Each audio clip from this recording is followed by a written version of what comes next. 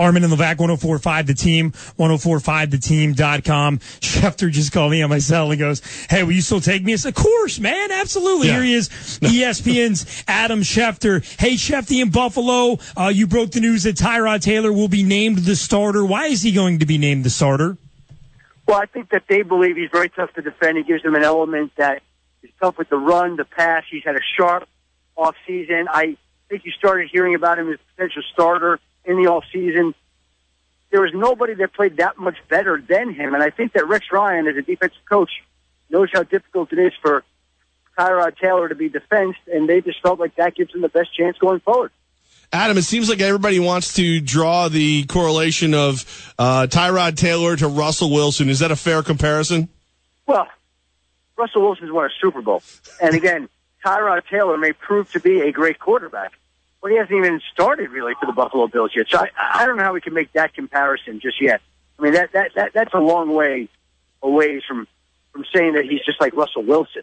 I mean, let's see him win some games here with some consistency as a regular starting quarterback, which he hasn't done before we're comparing him to one of the best quarterbacks. Like, look, Buffalo hopes that's what he becomes. I think that's the best way of saying it.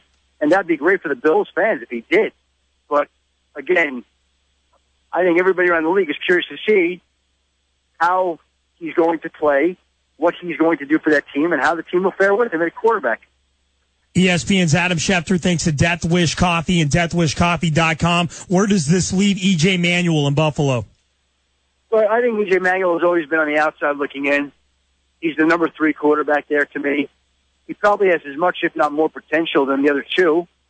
But I think his confidence has been a little bit rattled, and they're trying to figure out what to do with him. I don't know if there's another team that's willing to give up a late-round draft choice for E.J. Manuel to carry him. I don't know if they're going to carry 3 quarterbacks. If they don't carry 3 quarterbacks, he's not going to make the Buffalo Bills roster. So those are decisions that they'll have to make as they continue to reduce their roster from 90 to 53 players over the course of the next week. Why was Fred Jackson cut loose in Buffalo? I think it surprised a lot of people. I know the city itself is in mourning, and you're talking about one of the most beloved figures, and people are angry, and they're demanding answers. I think the move took some people by surprise. I think that it kind of came out of nowhere. I think people thought that, you know, he may not be what he once was, but he is a outstanding man, a valued leader, a key contributor, a longtime member of the team. When you make a move like that, I think there are certain people that want to make that move, and they're a little bit predisposed to it. Sticking with the quarterback news that you are breaking worldwide, ESPN's Adam Schefter with Armen and Levack. Shefty, are you confident that RG3 is completely done in Washington? Well, no, listen, he's still got some support there, but not a lot. And I think that there are a lot of players, coaches, front office people who think that team is better off if they move on from him. Now, here's the thing. They named Kirk Cousins the starting quarterback today for the rest of the season. They're keeping Colt McCoy. So RG3 basically is their third-string quarterback there, third string. Are you keeping a third-string quarterback at over $3 million a year who, if he gets hurt during practice, his contract for next year becomes guaranteed for $16.1 million? You're going to make that decision? Does that make sense to anybody? It seems tough. Who is the team that would see value in RG3 if they try to trade him? I don't think he's tradable. They've had some conversations with teams. There's nobody that wants to trade for that contract. There's nobody that wants to trade for the player. And so you have a situation where it's very difficult. It's, to me, if they want to move on from him, they release him. If they don't, they keep him on the roster. That's a decision they make. There are enough people that want to move on from him, but he's got some key support from some key people, and we'll see how that shakes out. Adam, here in Giants land, we're getting news that Victor Cruz is going to miss the preseason with a calf injury. What's your confidence level that he'll play this season with the Giants? Well, I think he'll play at some point, but with everything that happens, it becomes increasingly discouraging.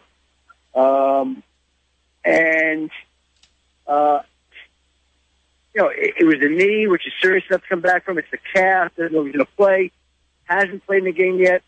I think it's a point of contribute. But if people think they're getting back the old Victor Cruz, that would be great to see, but I think it's going to be tougher to accomplish.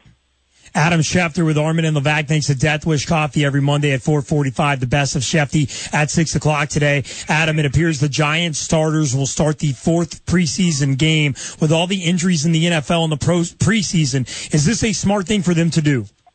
Well, listen, teams, I've been surprised this preseason at the lack of playing time for some starters. And I think that teams are being more and more careful. We see these injuries racking up. Nobody wants to take any chances. You're seeing starters play less and less all the time. And, every team is handled differently. Coaches have different decisions. And obviously Tom Coughlin has not been thrilled with what he's seen. He wants his team playing a little bit better, get a little tune-up before they head into the regular season opener against the Dallas Cowboys and Sunday Night Football. And I'm sure that he's going to send them out there for a series or two. If they could drive down the opening offense, get a quick touchdown, I think at that point in time, he'd probably pull them. He doesn't want to leave them out there long, I'm sure. But he does want them to head into the regular season on a strong, positive note with an upbeat of confidence. Shefty, when you see how Ryan Fitzpatrick performed this weekend, does that make it even more difficult for Geno Smith to get his job back? No, it really has anything to do with it. I mean, Ryan Fitzpatrick is going to go out and play the way that he's going to play this year, and they're going to win football games, and he's going to hold on to the job, or he's not going to win football games. He's going to lose, and when Geno's ready, they're going to give him a chance. And it's not going to be determined in a preseason game. It's going to be determined over the course of a regular season, and that's how that's going to play out. Like, he looked very strong in the regular season, or in the preseason tonight. If he can keep that up in the regular season, he'll hold on to the job. If he doesn't play well, he won't. I mean, it's that simple. You're not going to say a guy played great in week 3 of the preseason, okay, he's the starter for the rest of the year. I mean, Washington did it, but it's a different kind of situation there. Yeah. This is a different situation with the Jets right now. ESPN's Adam Schefter thanks to Death Wish Coffee. 28 teams played this weekend, Shefty. Who was the one team that impressed you the most? Philadelphia has been very impressive throughout the course of the preseason, the way that they've handled teams. And I know they didn't play against a lot of Green Bay regulars, but the Philadelphia Eagles, for whatever it's worth in the preseason, they just looked very strong, very deep, very talented, getting a lot of good play from a lot of different people. Sam Bradford lit it up this weekend, which is exactly what Chip Kelly had been hoping for. When I make my Super Bowl picks, I think I'm going to pick the Philadelphia Eagles to represent the NFC in the Super Bowl. Doesn't mean it's going to be right, but again, I just like some of the things I've seen out of that offense, and I think that the Eagles are going to be very strong this year.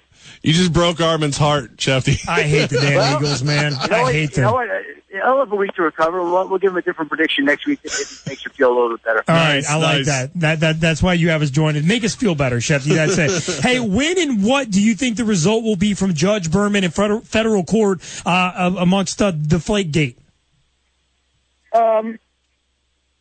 He basically said that he's going to have a decision here tomorrow or Wednesday. And I think he knows exactly what he wants to do. And he's got his mind made up. And he's just going to write it up and then post it online. And I think everybody, inside and outside the NFL, is waiting to see what Judge Berman decides. Don't know what it's going to be just yet. We'll see. But it's a case where that decision's coming. It's going to be here in the next 24 to 48 hours. And I think everybody would agree on this. The sooner, the better, so everybody can move on from it. Amen. Baby. You got me on that one. Shefty, we're hearing Rich McKay, now that he's back in the competition committee, wants to look into the gloves, the sticky receiver gloves. Do you think they're going to ban those? Well, it's just a thought from one person. It's early on. Like, there's a lot of discussions on a lot of different rules, and it's an issue I'm sure that will gather some attention as the season goes on and maybe seasons. But you don't hear something from one person all of a sudden automatically see a change instantaneously. These things sometimes take time. So it's something that I'm sure will merit discussion and consideration, and we'll just see how it plays out over time. ESPN's Adam Schefter, thanks to Death Wish Coffee. Shefty, this new movie with Will Smith that's going to debut on Christmas Day. It's called Concussion. It highlights the deception that the NFL gave about concussions. Is there any fear from the NFL about this movie? I don't think the NFL's happy about the movie. I mean, this is going to be to football what that the Insider was to the tobacco industry, that movie that came out. And I think that it's going to portray the NFL in a negative light. The NFL is not going to like it. I think it's going to be interesting to see if they try to advertise in NFL games and what the league's reaction would be. If any networks approve any spots in that regard, that would be another interesting situation. I mean, the league's not going to be happy about that, but there are a lot of people that have had their eyes opened up about concussions, and I think we're all smarter for it. We continue to learn about it, and we'll be better for it. Shefty, briefly, the NFL logo was used throughout that movie. Did the NFL have to approve that? If I don't know how that works. Okay. I would be floored if the NFL approved right. the use of its logo in a concussion movie. Right. It was just strange, with their trademark all over the place. So I was just curious about that. ESPN, I don't know how that works. ESPN's Adam Schefter. He's breaking news left and right, man. Follow him on Twitter, and you see him all the time on SportsCenter. Shefty, we love you, baby. Get back to it, man. Armen and Levack, have a great week. We'll talk next Monday.